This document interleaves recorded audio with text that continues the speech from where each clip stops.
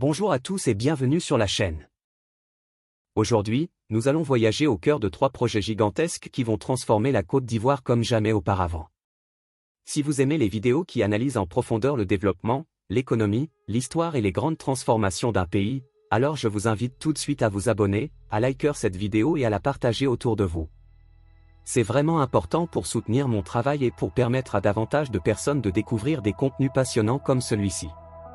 Prenez un moment pour cliquer, c'est fait? Super! Maintenant installez-vous bien, parce qu'on part ensemble dans un long voyage à travers 3 méga-projets qui redessinent déjà l'avenir de la Côte d'Ivoire.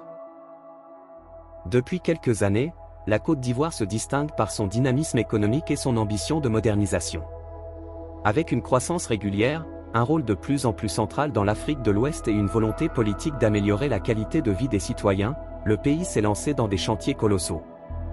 Et aujourd'hui, on va explorer ensemble 3 projets qui symbolisent le mieux cette ambition, le métro d'Abidjan, la tour Eiffel du plateau, et le vaste ensemble d'infrastructures routières et de transports qui relient toute la capitale économique. Mais avant d'entrer dans les détails, imaginez simplement l'impact que ces projets peuvent avoir, des millions de passagers transportés plus rapidement, un skyline transformé, et une mobilité urbaine totalement repensée. Commençons par un projet qui fascine autant qu'il intrigue, le métro d'Abidjan. Rien que le mot « métro » évoque une vision futuriste, moderne, dynamique. Et aujourd'hui, cette vision prend forme à Abidjan, avec la construction de la première ligne, une ligne de près de 40 km, qui va traverser les quartiers les plus densément peuplés de la capitale économique. Ce métro n'est pas seulement une infrastructure, c'est une réponse directe à un besoin réel. Abidjan est une ville immense, une ville vivante, une ville jeune, mais une ville aussi marquée par des embouteillages légendaires qui coûtent chaque jour des heures de productivité aux habitants. Le métro arrive comme une solution à grande échelle, capable de transporter jusqu'à un demi-million de personnes par jour.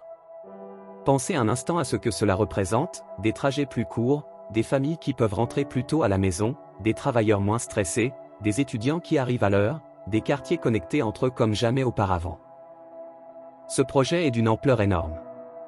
Les rails, les stations, les ponts, les viaducs, les systèmes électriques, les trains eux-mêmes, tout est pensé pour durer plusieurs décennies. Construire un métro dans une ville aussi vivante qu'Abidjan demande de l'ingénierie, de la planification et une précision impressionnante. Les entreprises impliquées, venues de plusieurs pays, travaillent ensemble pour donner vie à un système qui pourrait devenir une référence pour toute la région ouest-africaine. Et au-delà de l'aspect technique, le métro a une dimension symbolique, il montre que la Côte d'Ivoire est prête à passer à un autre niveau, un niveau où la mobilité est moderne, efficace et structurante. Mais évidemment, un projet de cette taille n'avance pas sans défi. Il y a la question du financement, la question de l'entretien futur, la question des déplacements temporaires pendant les travaux. Et pourtant, malgré ces défis, la vision reste solide, créer un réseau de transport digne des plus grandes villes du monde. Imaginez un matin à Abidjan dans quelques années, une foule paisible entrant dans des stations modernes, montant dans des trains climatisés, glissant au-dessus ou sous les routes, pendant que la circulation automobile se fluidifie petit à petit. Imaginez le soulagement des chauffeurs, des parents, des commerçants. Voilà ce que ce méga-projet promet, et voilà pourquoi il fait partie du top 3. Maintenant, changeons complètement d'échelle et levons les yeux. Très haut. Parce que l'un des projets les plus impressionnants du pays s'étire vers le ciel, littéralement. Il s'agit de la tour Eiffel, un gratte-ciel gigantesque, une tour de plus de 400 mètres qui dominera le plateau, le quartier des affaires d'Abidjan. 400 mètres. C'est l'un des bâtiments les plus hauts du continent africain, et potentiellement le plus haut. Ce n'est pas simplement un immeuble, c'est un symbole. Un symbole de puissance, de modernité, de confiance dans l'avenir. Une tour comme celle-ci ne se construit pas tous les jours, elle demande un savoir-faire architectural immense. Les ingénieurs doivent penser au vent, à la stabilité, à l'énergie, aux ascenseurs, à la sécurité, à l'efficacité.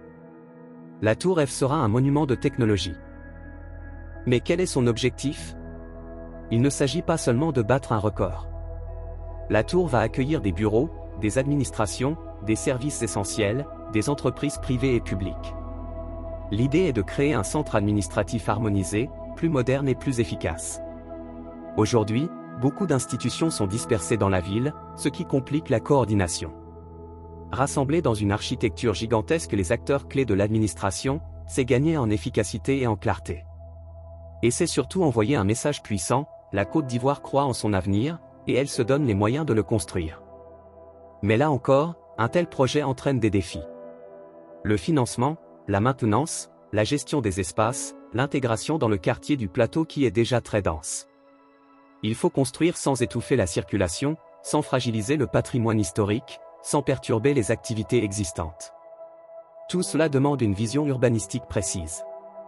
Et pourtant, une fois la tour terminée, le skyline d'Abidjan changera définitivement.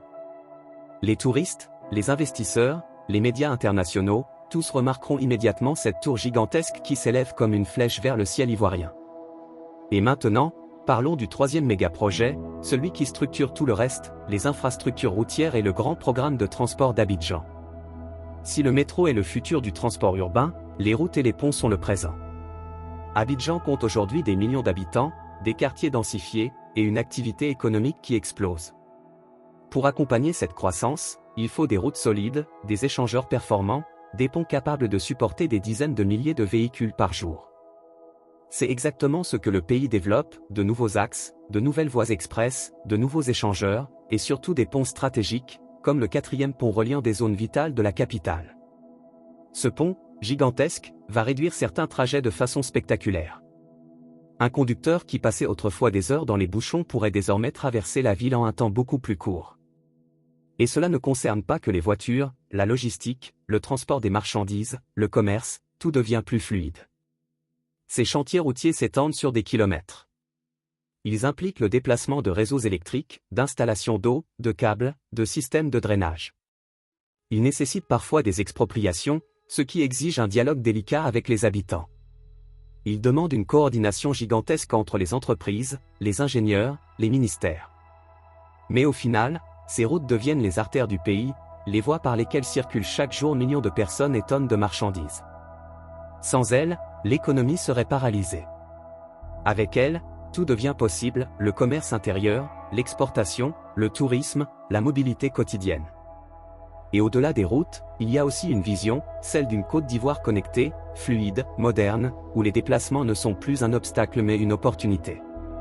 Imaginez un Abidjan avec un métro efficace, des ponts modernes, une circulation mieux répartie, et une skyline dominée par une tour de plus de 400 mètres. C'est un paysage totalement différent, un paysage futuriste. C'est un Abidjan qui s'aligne avec les grandes capitales du monde, un Abidjan prêt pour les décennies à venir. Et quand on combine ces trois projets, le métro, la tour Eiffel et les infrastructures routières, on comprend qu'il ne s'agit pas seulement de construction. Il s'agit de transformation. Il s'agit d'une vision globale, d'un pays qui se projette dans l'avenir avec confiance et détermination. Ces projets ne changeront pas seulement la manière de se déplacer ou la manière de travailler, ils changeront la manière de penser la ville, la manière dont les Ivoiriens vivent leur quotidien. Ils influenceront l'éducation, la santé, le commerce, l'investissement, la culture même d'Abidjan. Ils créeront des emplois, de nouvelles opportunités, de nouvelles dynamiques économiques. Alors voilà. Vous venez de découvrir les 3 méga-projets qui façonnent la Côte d'Ivoire d'aujourd'hui et de demain. J'espère que ce long voyage au cœur du développement ivoirien vous a passionné. Si c'est le cas, n'oubliez surtout pas de vous abonner, de liker cette vidéo et de la partager. Votre soutien est essentiel pour que je puisse continuer à produire des vidéos de ce genre, longues, documentées, immersives. Merci d'avoir regardé jusqu'ici. Dites-moi en commentaire lequel de ces projets vous impressionne le plus, et si vous voulez une suite sur d'autres méga-projets du continent. À bientôt pour une prochaine vidéo.